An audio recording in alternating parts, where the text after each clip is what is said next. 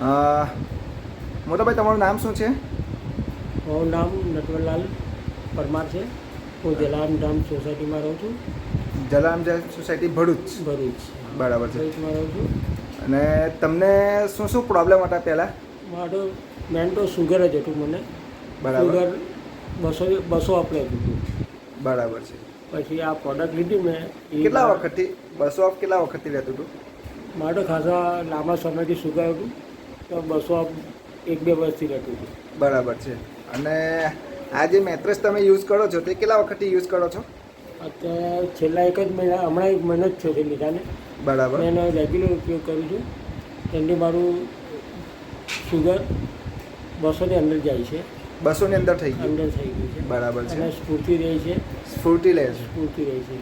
આખો દિવસ આમ આખો દિવસ તંદુરસ્ત? તંદુરસ્ત જેવું લાગે. અને બીજા માનસિક રીતે બી સ્ફૂર્તિમાં રહું છું. ચલો સરસ. નોકરી પર પણ જાઉં છું ને સારો એનો. બરાબર છે. તો તમે સમાજને શું સંદેશો આપવા માગશો કે શું બધાએ દરેક જણા આ વસ્તુ યુઝ કરવી જોઈએ? જેમને એવું લાગે છે સુગર છે, કંઈ બીમારી છે, તેમણે આ ઉપયોગ કરવા જોઈએ.